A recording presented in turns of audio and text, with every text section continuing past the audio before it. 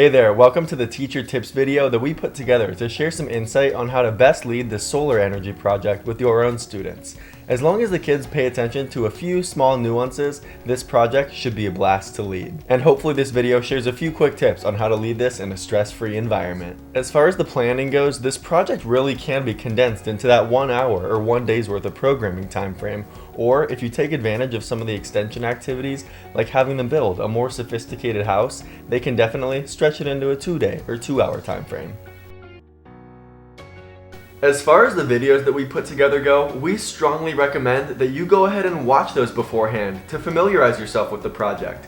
And take some mental notes of where those videos pause so you can be prepared to ask those inquiry-based learning questions that we pose to the kids. And when those videos are all done, we recommend that you display the gallery section of the project page onto the projector or screen so the kids can see some examples as they're building.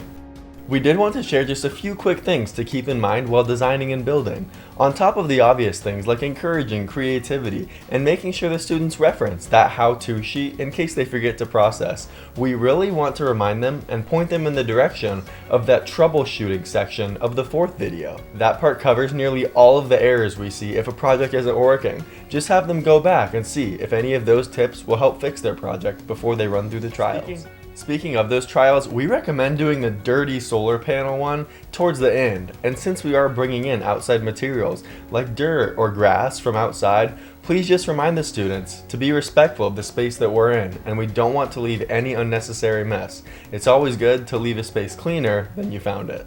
And a quick note on a different experiment, the cloud one, you really can use any materials. A nice, easy, handy one that are in most classrooms is a paper towel. Feel free to get a paper towel, put that one in front of the flashlight, and then have it shine through that to simulate a cloud.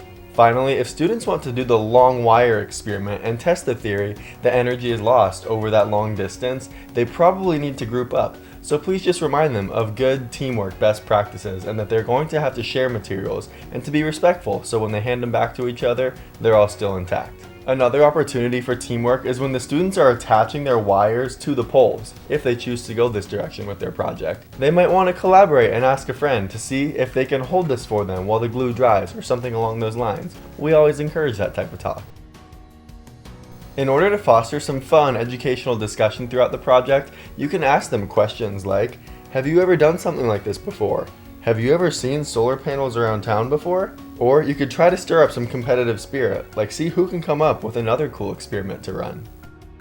If the project happens to be running a little early and you need some ideas for how to fill in the time, no worries, here's some tips. And the same thing goes for if you're running late. Here's some ideas for how to speed up the process, but still stay on task. As far as the materials go, we like to lay them out buffet style and let students come get what they're entitled to build their project. With that being said, you can definitely withhold things like the papers at the end until they're ready to build their house, once their project is working and functioning.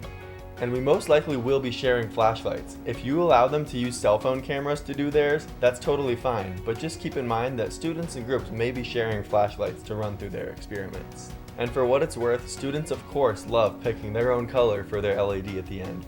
But the clear, the blue, and the yellow lights do tend to be a little bit brighter. So maybe steer them in the direction of one of those if they're feeling up for it. When cleaning up, go ahead and put any unused or reusable items back in the bin so we can get them back and recycle them for future projects if necessary. To close this video out on the topic of safety, please just remind students to be respectful and to use common sense with materials like the glue gun. Please wear gloves when using that and work over newspaper so we can treat the space that we're in with respect. The only other supply we wanted to bring up was those alligator clips. Please just make sure students aren't clipping those onto their fingers, nose, ears, or anything like that. They can be pretty sharp. So thank you so much for tuning into this video and for all of your time. We know it's super valuable and we just wanted to say thank you for all your hard work in and around the classroom. If you have any questions after watching this video, please do not hesitate to reach out. We would love to help in any way we can and support however possible.